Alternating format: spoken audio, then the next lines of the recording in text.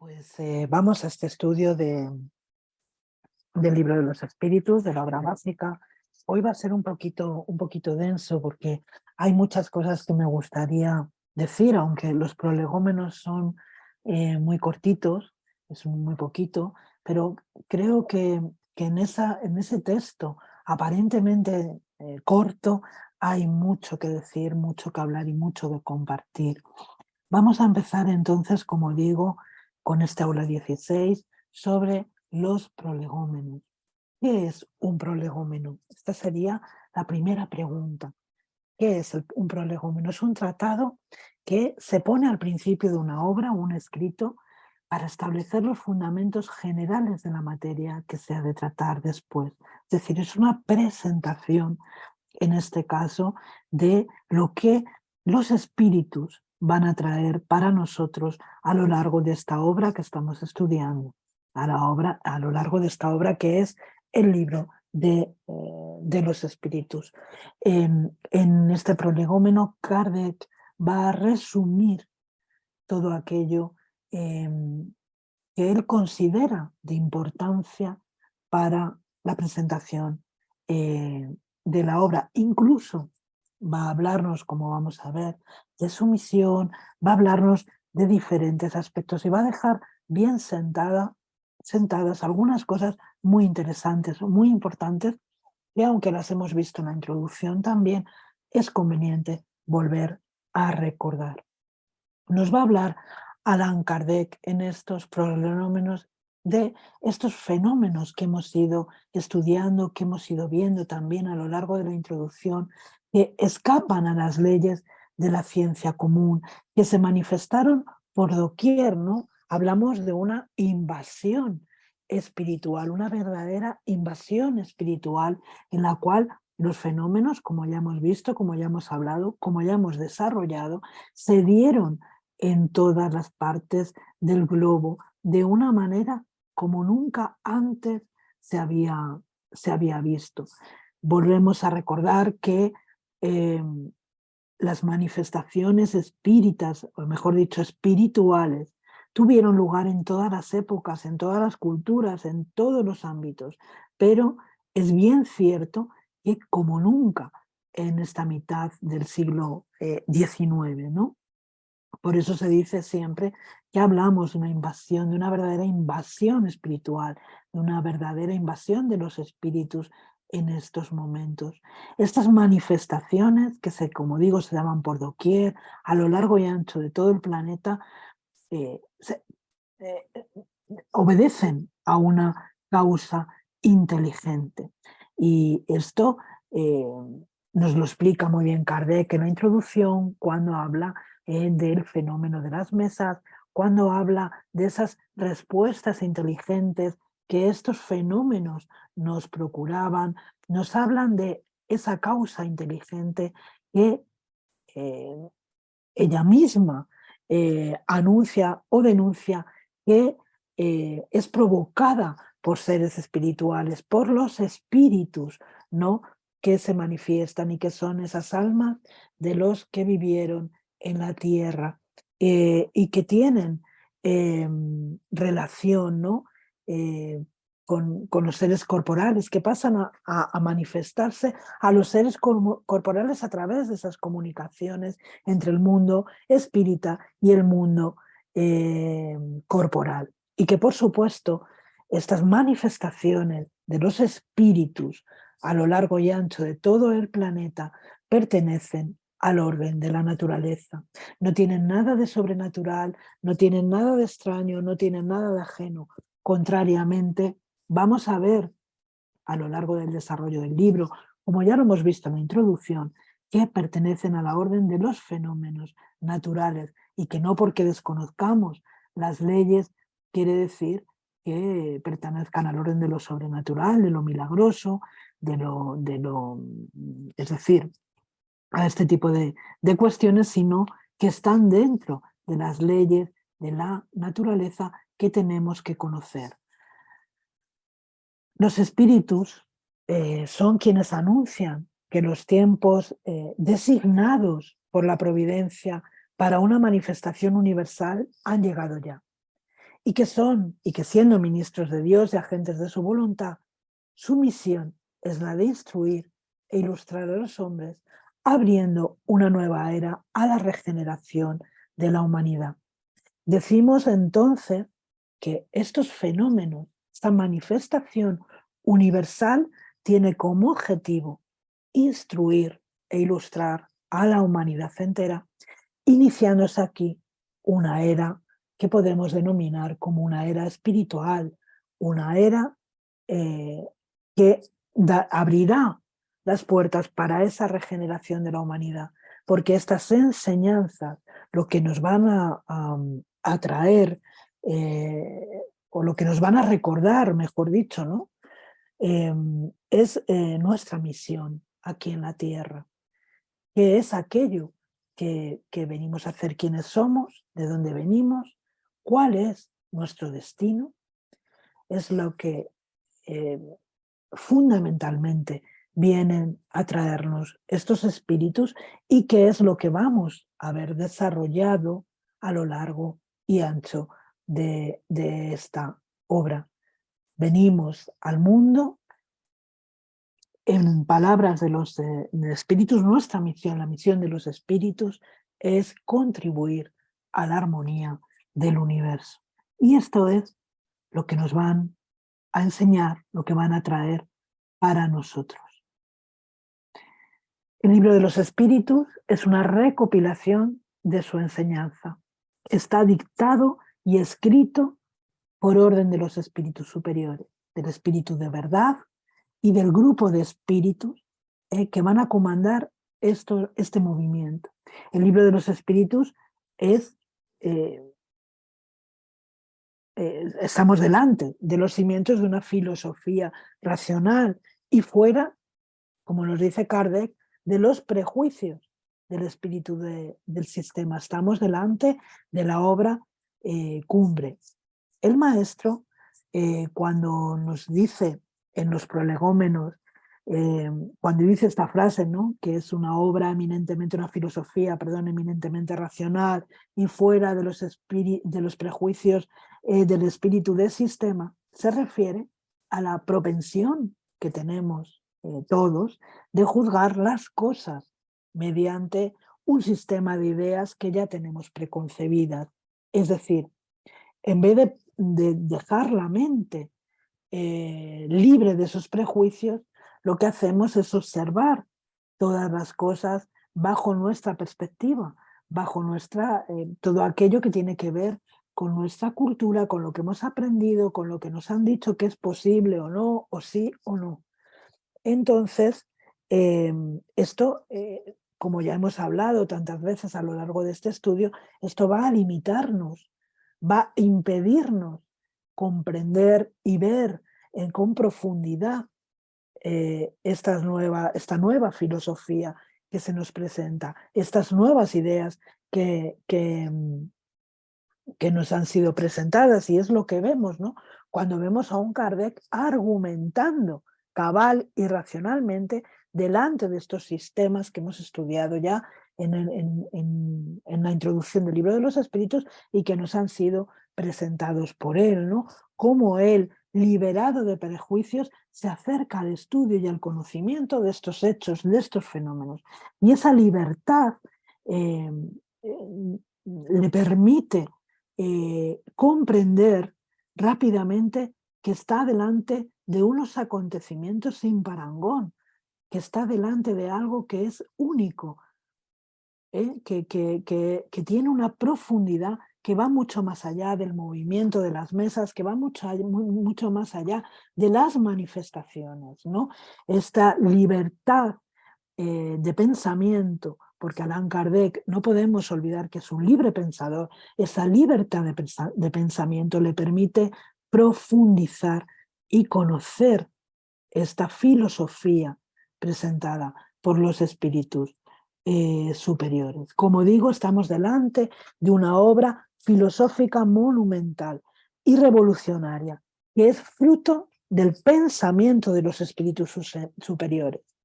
Nada aquí tiene que ver con el pensamiento de Kardec, más que las anotaciones que él mismo hace y cómo elabora, cómo hace ese trabajo de reunir estas informaciones, de ordenarlas, de estudiarlas, de hacer ese trabajo de codificar esta información, pero es fruto del pensamiento de los espíritus. Y él ya lo deja claro en los prolegómenos. Es el libro de los espíritus. Estamos delante de la obra troncal del espiritismo.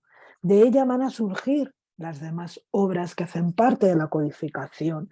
De ella van a surgir después el libro de los medios, va a surgir el Evangelio según el Espiritismo, va a surgir el cielo y el infierno y va a surgir la Génesis, así como otras obras, ¿no? Como por ejemplo el Espiritismo en su más simple expresión, o que es el Espiritismo, que aparecen como consecuencia de una necesidad de ofrecer al público en general una manera más rápida, ¿no? De conocer qué es el espiritismo antes de introducirse en la lectura misma del libro de los espíritus. Se trata indiscutiblemente de la base fundamental de la filosofía espírita. Es una obra imprescindible para el conocimiento humano. Y los espíritus le dicen: ocúpate con celo y perseverancia del trabajo que has emprendido con nuestro concurso, porque este trabajo es nuestro.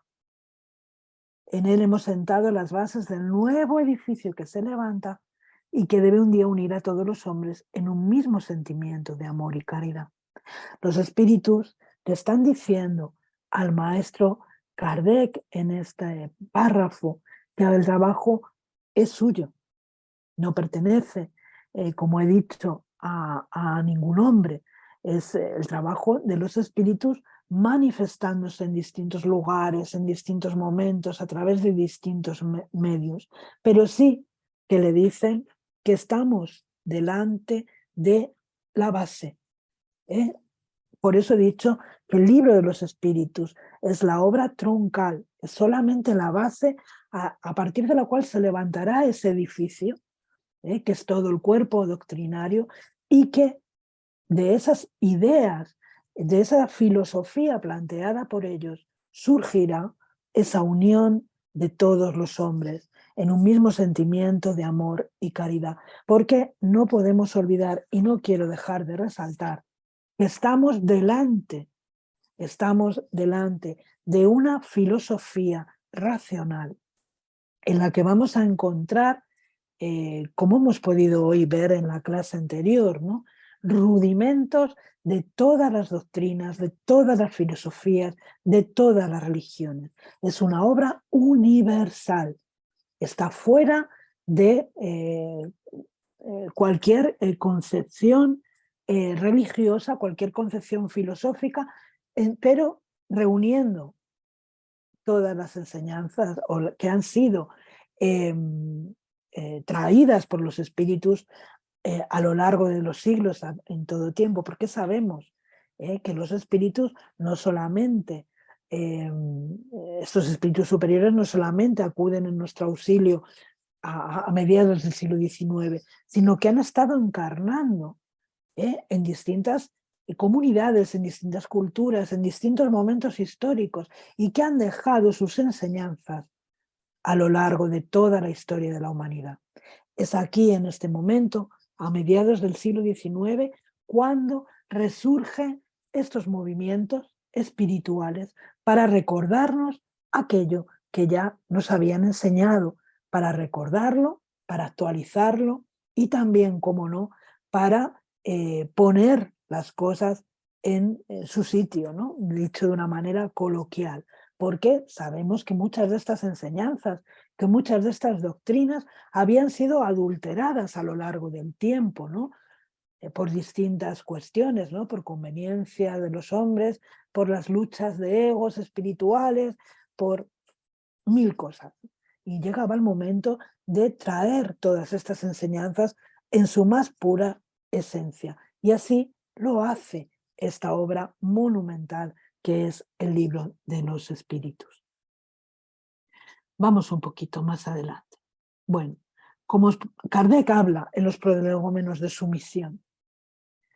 Él naturalmente no se considera en principio un misionero, pero no es menos cierto que recibe diferentes comunicaciones que vamos a encontrar, por cierto, en obras póstumas, que creo que es muy interesante que, que leamos. Es un libro magnífico, es una compilación de diversos artículos y escritos de Allan Kardec, se llama Obras Póstumas porque fue publicado después de su desencarnación, y son una serie de legajos, papeles, escritos, artículos y cuestiones que encontraron en su despacho después, como digo, de su desencarnación, y que juntaron en este libro que hoy conocemos como Obras Póstumas. Pues bien, entre esos papeles, esos legajos, estas informaciones, muchas de ellas aparecen también en la revista Espírita, o sea que algunas ya habían sido publicadas, aparece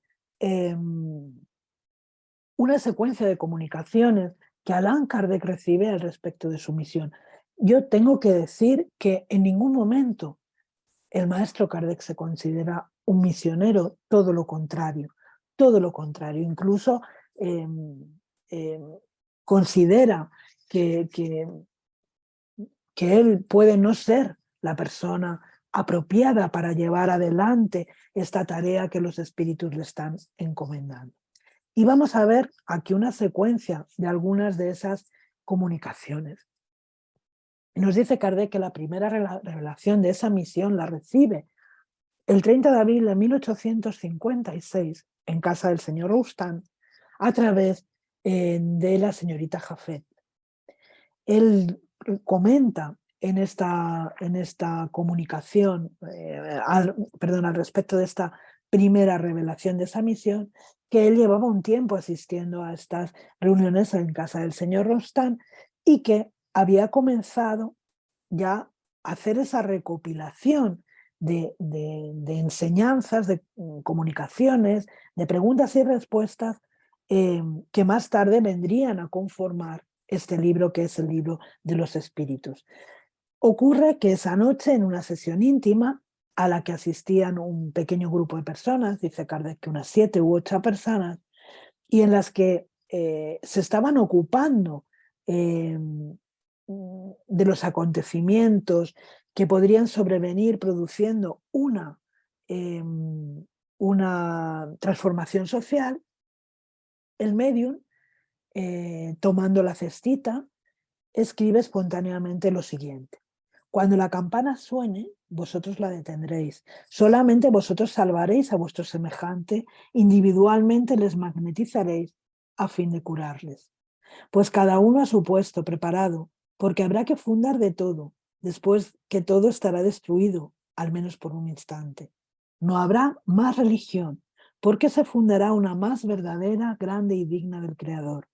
Los primeros fundamentos están ya echados. Tú, Ribeil, tu misión es esa. Y entonces Kardec comenta que la cestita, que se movía de manera libre, se volvió hacia él como si lo hubiera hecho una persona que le apuntara con el dedo.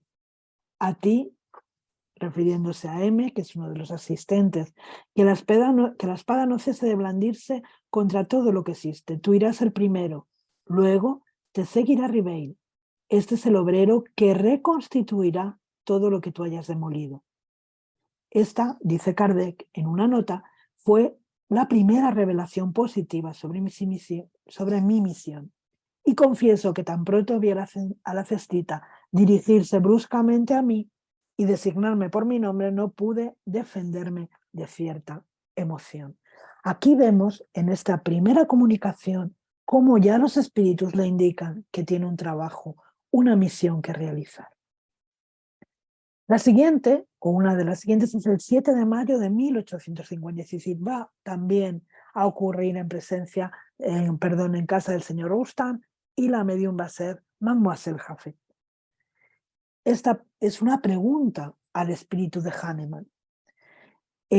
Kardec le dice: el otro día los espíritus me dijeron que tenía una misión importante que cumplir y se me indicó el objeto.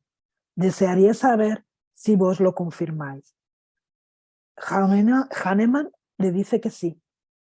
Y le dice, sí, y si interrogas tus aspiraciones, tus tendencias, el objeto constante de tus meditaciones, no te sorprenderás de ello. Debes cumplir lo que hace mucho tiempo sueñas y por lo que trabajas con tanta actividad. Y el día designado está más próximo de lo que tú mismo imaginas. Allan Kardec le vuelve a preguntar a Hahnemann, para cumplir esta misión tal y como yo la concibo, hacen falta medios de ejecución que están lejos de mí. Y entonces Hahnemann le dice, deja que la providencia haga su obra y quedarás satisfecho. Ten paciencia, persevera, que nosotros estaremos ahí acompañando.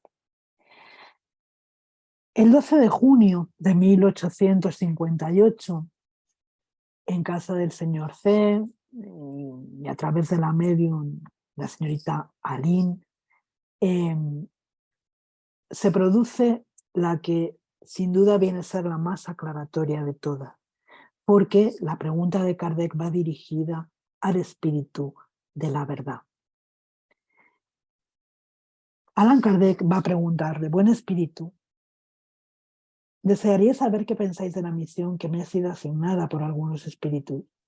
¿Querríais decirme, os lo ruego, si esto es una prueba para mi amor propio? Yo tengo, bien lo sabéis, el más grande deseo de contribuir a la propagación de la verdad, pero de la condición de simple trabajador a la de misionero en jefe, la distancia es grande y no comprendo con qué se puede justificar en mí tal favor y preferencia sobre tantos otros poseedores del talento y de las cualidades que yo no tengo. En esta pregunta queda clara y manifiesta la humildad del maestro Kardec. Él no se siente en absoluto merecedor, ¿no?, de esta encomienda, de esta misión que los espíritus le están proponiendo. Y os pido que escuchéis con atención la respuesta, ¿no? El espíritu de verdad le dice, confirmo lo que se te ha dicho, pero te aconsejo hagas acopio de discreción si quieres salir airoso. Más tarde sabrás muchas cosas que te explicarán lo que hoy te sorprende. No olvides que puedes triunfar como puedes sucumbir. En este último caso, otro te reemplazaría. Después vamos a volver a esto, porque los designios de Dios no descansan sobre la cabeza de ningún hombre.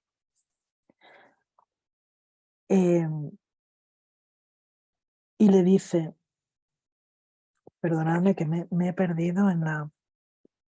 sí, vale. Perdonadme. Y le dice, confirmo, confirmo lo que se te ha dicho, repito, pero te aconsejo, hagas acopio de discreción si quieres salir airoso. Más tarde sabrás cosas que te explicarán lo que hoy te sorprende. No hables pues jamás de tu misión. Este será el mejor medio para que no sucumbas. Ella no puede ser justificada sino por el cumplimiento de las obras y tú no la has comenzado todavía. Si la cumples, los hombres sabrán reconocerlo tarde o temprano, porque por los frutos es por lo que se reconoce la cualidad del árbol. Pero Allan Kardec insiste en preguntar, reconozco mi nulidad para engreírme con una misión que me apena, pero si he sido destinado para servir de instrumento a los designios de la providencia, que se disponga de mí. En este caso, reclamo vuestra asistencia y la de los buenos espíritus para que me ayuden y me sostengan en la empresa. Volviendo otra vez a recalcar esa humildad del maestro Kardec. El espíritu de verdad le dice que nuestra asistencia no te faltará, pero que si por tu parte no hicieras lo necesario, será inútil. Tienes libre albedrío y debes usar de él según entiendas. Ningún hombre está fatalmente obligado a nada. Esta respuesta me parece maravillosa. Esta respuesta que le ofrece el espíritu de verdad. Tienes libre albedrío. Puedes elegir, puedes decidir si seguir o no con esta tarea, con este trabajo que te estamos encomendando. Porque ningún hombre está fatalmente obligado a nada. Y aquí quiero hacer un inciso, que por supuesto es una opinión, un comentario personal. Muchas veces, delante de las pequeñas misiones que tenemos cada uno de nosotros, sentimos cierta inquietud al respecto de si seremos capaces o no de llevarlas adelante. Naturalmente, como en el caso de Kardec, cuando estamos delante de esas pequeñas misiones es porque tenemos la capacidad, pero no la obligación. La obligación parte del sentido del deber, pero sobre todo del convencimiento delante de la tarea que estamos llamados a llevar adelante. Porque en este caso, que estamos hablando del maestro Kardec, estas misiones vienen acompañadas de mucho dolor, de mucho sufrimiento. Y el espíritu de verdad así se lo hace saber al maestro Kardec. Él después hará una anotación al final, ¿no? Explicando, 10 años después, explicando o dando fe de que aquello que el espíritu de verdad le advirtió se cumplió. Fue así. Estas misiones, estos trabajos para el plano espiritual, sean del tipo que sean, por supuesto que no nos podemos comparar en absoluto con el maestro Kardec, que es un gran reformador de la humanidad. Pero en las pequeñas misiones que emprendemos cada uno de nosotros en lo referente al trabajo espiritual, tenemos que atender a estas advertencias que el maestro, que el espíritu de verdad le hace a Kardec. Kardec le pregunta este 12 de junio de 1858, ¿qué causas podrían hacerme naufragar? Mi insuficiente capacidad. Y el espíritu de verdad le dice no. Pero la misión de los reformadores está llena de escollos y de peligros. La tarea es ruda, te lo prevengo, porque has de agitar, remover y transformar al mundo entero. No creas que sea suficiente el que escribas 1, 2 ni 10 libros para conseguirlo, ni que luego te quedes disfrutando de reposo. Nada de eso. Sublevarás contra ti enemistades temibles, enemigos encarnizados se conjugarán para perderte. Serás objeto de la malquerencia, de la calumnia, de la traición misma de aquellos que te parecerán más leales. Tus mejores instrucciones serán desconocidas y desnaturalizadas, y más de una vez caerás rendido de fatiga, en una palabra. Será una lucha constante y personal la que habrás de mantener, y allá tendrás que sacrificar tu reposo, tu tranquilidad, tu salud y hasta tu vida, porque sin esa lucha vivirás más largo tiempo. Y bien, más de uno retrocede cuando en lugar de una senda de flores solo encuentra a su paso enmarañados espinos, guijarros agudos y reptiles. Para tales misiones, la inteligencia no es suficiente. Hace falta para complacer a Dios la humildad, la modestia, el desinterés, aquello que abate a los orgullosos, a los presuntuosos y a los ambiciosos. Para luchar contra los hombres hace falta el valor, la perseverancia y la firmeza inquebrantable, no menos que la prudencia y el tacto para conducir las cosas por sus verdaderos derroteros y no comprometer los resultados con frases intempestivas y entusiasmos prematuros. Hace falta, en fin, no tener voluntad propia, estar dotado de abnegación y estar dispuesto a todos los sacrificios. Ve, pues, cómo tu misión está subordinada a las condiciones que dependen de ti. En esta comunicación del espíritu de verdad para Allan Kardec, en esta conversación, el espíritu de verdad da a Kardec el conocimiento, el conocimiento de las virtudes que lo adornan y la confianza que la espiritualidad deposita en él. hablan de humildad, de modestia, de desinterés, entendiendo que son aquellas armas que van a servir para combatir el orgullo, para combatir la ambición, para combatir la intolerancia, la incomprensión, dejándonos claro que estas virtudes, estas armas, eran las que Kardec tenía para llevar adelante esa misión. Y nos hablan también el Espíritu de Verdad a cada uno de nosotros en cuanto a nuestra capacidad para enfrentar esas dificultades. Hemos visto a lo largo de la introducción cómo Allan Kardec se enfrenta a estas y otras luchas, ¿no? De manos de los detractores, de manos de aquellos que venían a tirar por tierra esta doctrina maravillosa que emana del mundo espiritual para nosotros.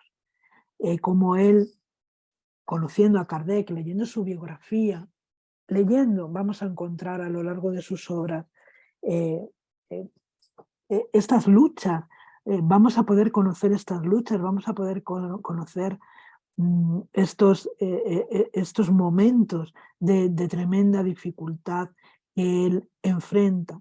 Y fijaros, hay una cosa muy interesante que le dice el Espíritu de Verdad, es que el llevar adelante esta tarea va a comprometer su salud. Es muy interesante, ¿no?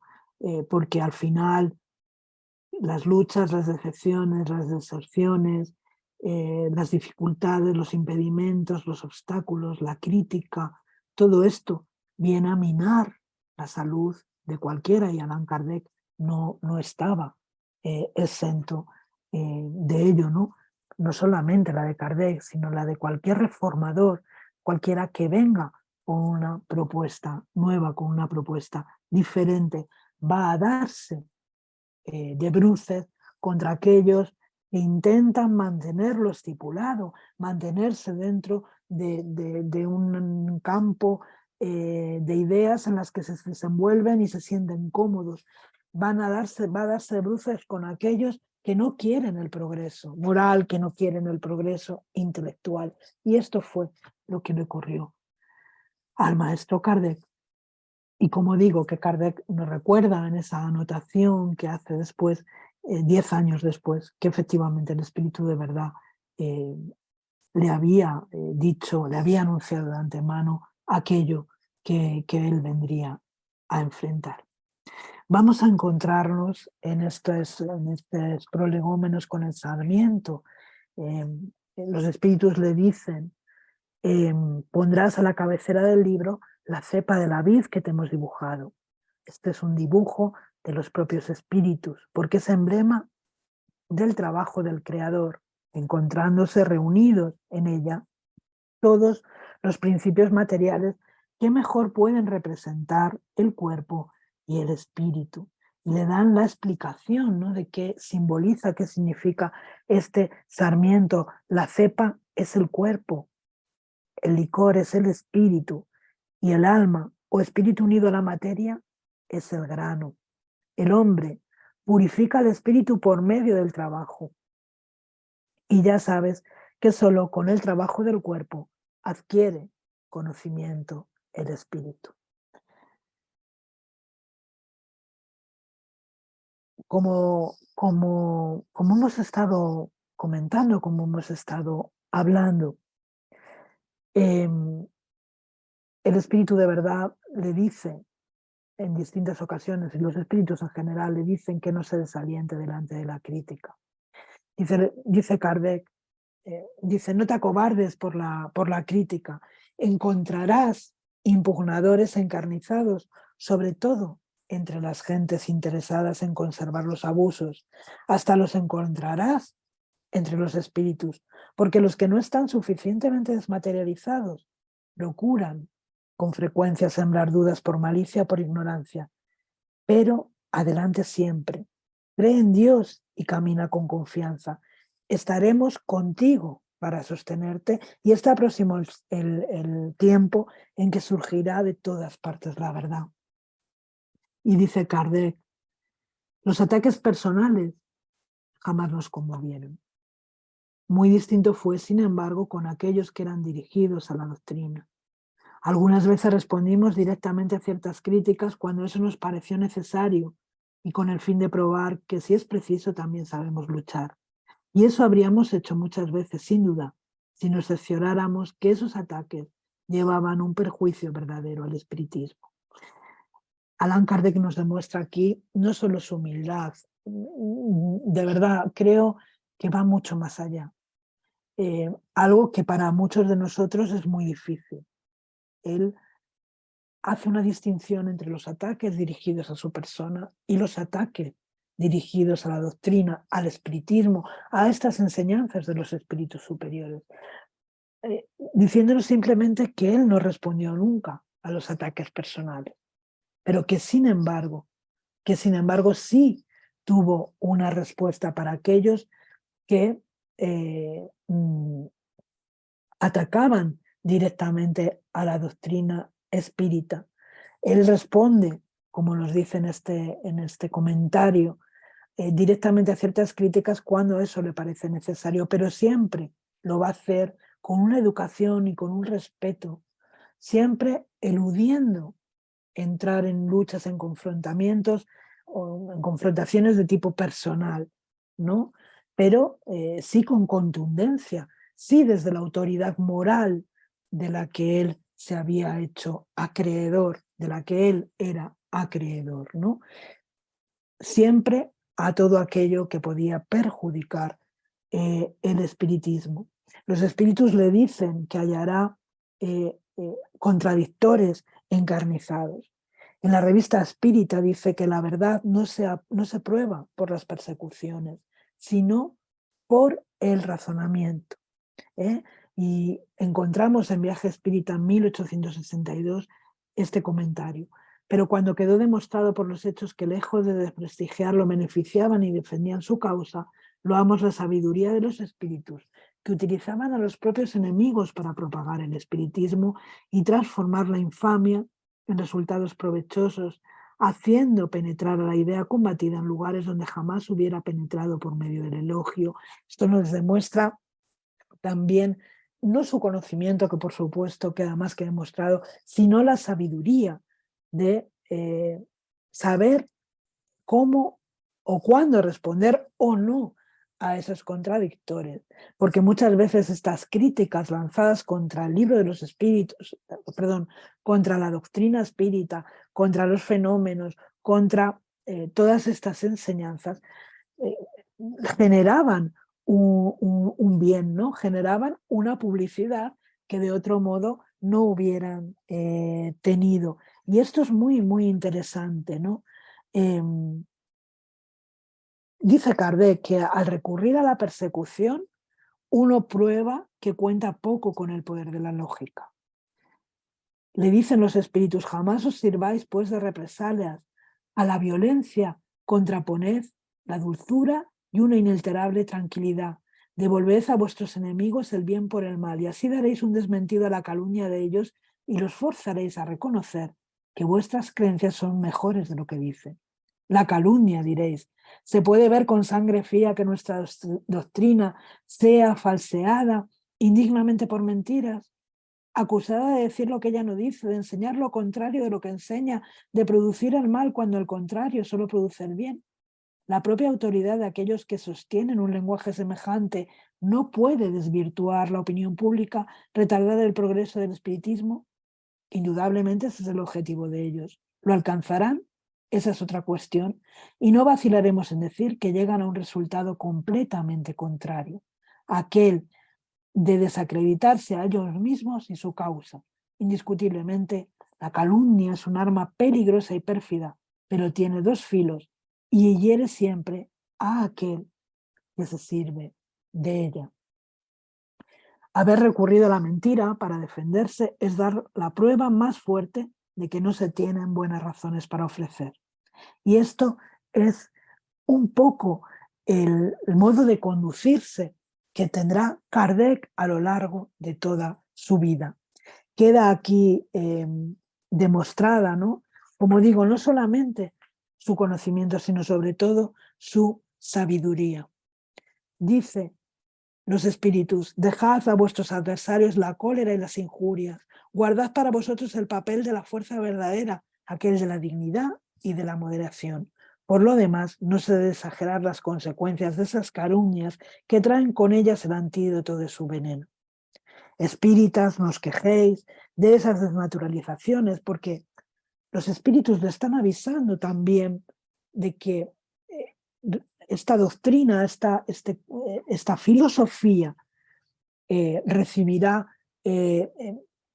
todo tipo de ataques, todo tipo de desnaturalizaciones a lo largo del tiempo. Allan Kardec era consciente de ellos, pero sabe también que todo eso tiene un recorrido muy corto. A nosotros nos parece, cuando oímos o vemos o escuchamos ciertas cosas, nos parece una cosa terrible que se va a perpetuar en el tiempo, pero los espíritus nos dicen que no, que esto no va a ser así.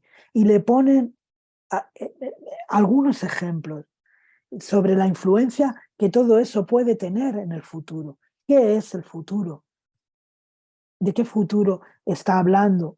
Nos dicen también que la doctrina de Cristo ha sido calumniada y calificada de subversiva e impía. Sin embargo, él, que fue tratado como impostor, que fue tratado como bribón, se inquietó por eso. Y los mismos espíritus lo dicen, no, porque sabía que sus enemigos pasarían y que su doctrina quedaría y que así sucedería con el espiritismo. El espiritismo no es otra cosa que el llamamiento a la pura ley de Cristo y se lo ataca con las mismas armas. Pero sus detractores, sus contradictores pasarán. Es una necesidad de la cual nadie puede sustraerse. Así que los espíritus le dieron a su misión todo el apoyo, toda serie de consejos, de advertencias sobre lo que pasaría para que él pudiera continuar con el trabajo que se le había encomendado. Le llegan a decir: el futuro es nuestro, ¿qué nos importa el presente? ¿Qué nos importan las cuestiones personales? Las personas pasan, las instituciones quedan. Qué mensaje tan importante para estos momentos, ¿no?, en los que parece que el mundo se tambalea, en los que parece que es muy difícil llegar a las personas con este mensaje que trae la doctrina espírita, que hay muchos contradictores, que hay muchos adulteradores de la propia doctrina de los espíritus, del propio mensaje de Kardec, pero sin embargo nos dicen ya en aquellos años que no nos importan esas cuestiones, que no deben de importarnos, porque las personas pasan, pero las instituciones quedan. Le dicen: considerad, y esto es un mensaje también para todos nosotros, que estamos en un momento de transición, que asistemos a la lucha entre el pasado que se debate y tira para atrás y el futuro que nace y tira para adelante. ¿Cuál prevalecerá? El pasado es viejo y obsoleto. Están hablando de las ideas. Mientras que el futuro es joven y camina a las conquistas del progreso. Cree en Dios y marcha con confianza. Hemos hablado antes de esta cuestión que quedaba abierta en ese mensaje del espíritu de verdad, en esta conversación tan íntima, tan bonita del espíritu de verdad con Kardec. El espíritu de verdad le dice: por medio de la perseverancia llegarás a coger el fruto de tus trabajos. El placer que experimentarás viendo la doctrina propagarse bien comprendida será una recompensa cuya totalidad de valor comprenderás quizá más bien en el porvenir que en el presente. Deja abierta esta cuestión de el porvenir.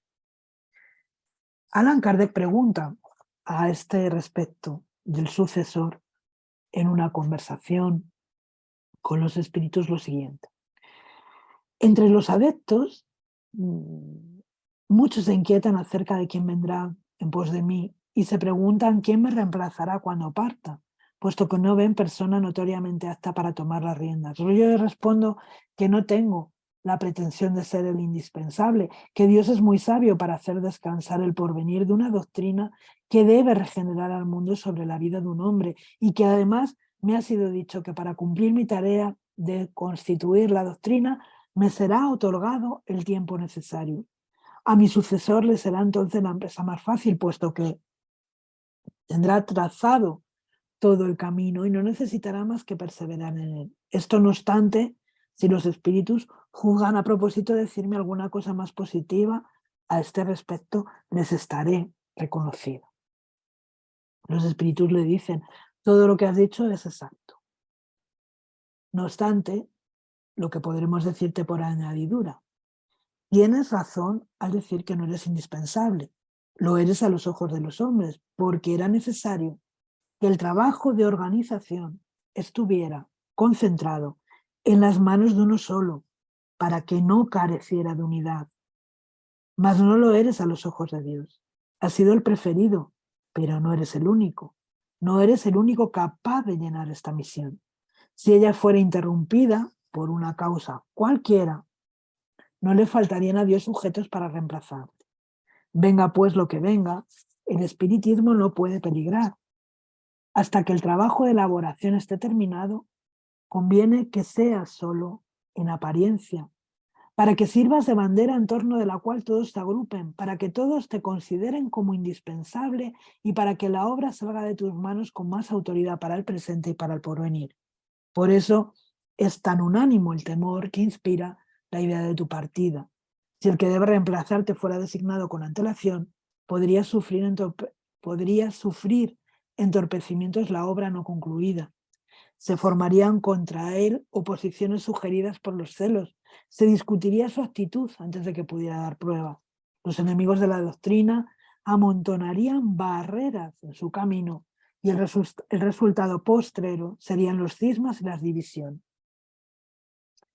Y le dicen también, su tarea es más fácil porque, como tú has dicho, tendrá todo el camino trazado, pero si se separa de él se perderá. Sin embargo, su misión será más penosa, mirada desde otro punto de vista, porque tendrá que sostener rudas contiendas. Podemos decir, sin adelantar la lectura de obras póstumas, que efectivamente hay de otras obras, ¿no?, donde se recogen algunos hechos que sucedieron después de la desencarnación de Allan Kardec, que efectivamente los espíritus dijeron la verdad. Le dicen, a ti te incumbe el trabajo de la concepción, a él el de la ejecución. Por esto necesitarás ser un hombre enérgico y activo, admirar la sabiduría de Dios en la elección de sus mandatarios. Tú posees las cualidades necesarias para el trabajo que debes llenar, pero careces de las precisas a tu sucesor. A ti te conviene la calma, la tranquilidad del escritor, que madura sus ideas en el silencio de la meditación. A él le convendrá la fortaleza del capitán, que gobierna un navío según las reglas de la ciencia. Allan Kardec pregunta entonces, ¿podrías decirme si la elección de mi sucesor está hecha en este momento? Y los espíritus le dicen que sí, que lo está. O mejor dicho, le dicen lo está y no lo está, atendido a que el hombre, gozando de su libre albedrío, puede retroceder en el último momento ante la tarea que él mismo eligió. Precisa que haga pruebas de su capacidad, de desenvoltura, de desinterés y de abnegación. Si fuese movido solo por la ambición y el deseo de figurar, será dejado de lado. Se me ha dicho, pregunta por último Allan Kardec, que muchos espíritus superiores se encarnarían para ayudar al movimiento. Y los espíritus le dicen que sin duda, muchos espíritus se encarnarán para tal misión, mas cada uno tendrá su especialidad y obrará por su posición sobre tal o cual parte de la sociedad. Todos se van a revelar por sus obras y ninguno, y esto tenemos que señalarlo, porque son las comunicaciones de los espíritus, las conversaciones de los espíritus con Allan Kardec, por una pretensión cualquiera de supremacía. Entre los espíritus que han concurrido para la realización de esta obra, muchos vivieron en diversas épocas en la tierra, donde han predicado y practicado la virtud y la sabiduría. Dice Allan Kardec que otros no corresponden por sus nombres a ningún personaje cuyo recuerdo haya conservado la historia, pero de su elevación dan testimonio a la pureza de su doctrina y su vínculo con los que llevan nombres venerables. Estos son los términos en que ellos han dado por escrito a través de muchos medios la misión de escribir este libro. Ocúpate con celo y perseverancia del trabajo que has aprendido. Le dicen, como hemos visto. Ten presente que los espíritus buenos solo asisten a quienes sirven a Dios con humildad y desinterés, mientras que repudian a los que buscan la senda del cielo, en la senda del cielo un escalón para las cosas de la tierra. Los espíritus buenos se apartan de los orgullosos tanto como de los ambiciosos. Vuelven a hablar de la ambición, vuelven a recalcar esta cuestión del orgullo. El orgullo y la ambición siempre constituirán una barrera entre el hombre y Dios. Son un velo que empaña las claridades celestiales y Dios no puede servirse del ciego para que se comprenda la luz. Entre estos espíritus que vamos a encontrar en la codificación vamos a ver a San Juan, a San Agustín, Vicente de Paul, San Luis Rey de Francia, el espíritu de verdad, del que podríamos hablar largo entendido, Sócrates, Platón, Fenelón, Franklin, Swedenborg y un largo etcétera. Allan Kardec nos deja en esa nota que he nombrado varias veces a lo largo de este estudio. Esto lo escribía el 19 de enero de 1867, 10 años y medio después de habérseme dado esta comunicación. He comprobado que se realiza en todas partes, porque he pasado por todas las vicisitudes que me fueran anunciadas. He sido objeto de odio por mis enemigos encarnizados. He sufrido la injuria, la calumnia, la envidia, los celos. Libelos infames han sido publicados en contra mía. Mis mejores instrucciones las he visto desnaturalizadas. La traición de aquellos en quienes deposité mi confianza no me ha faltado. Y solo ingratitudes recibí en premio de los que gozaron mis servicios. La sociedad de París ha sido un foco continuo de intrigas urdidas por aquellos que más decían estar conmigo, que me halagaban tanto de presencia como a espaldas, me deprimían. No ha faltado quien ha dicho que los que tomaban mi partido estaban sobornados por mí con el dinero que del espiritismo sacaba. No he conocido el reposo. Más de una vez he caído, rendido por exceso de trabajo. Mi salud ha sido alterada y mi vida comprometida.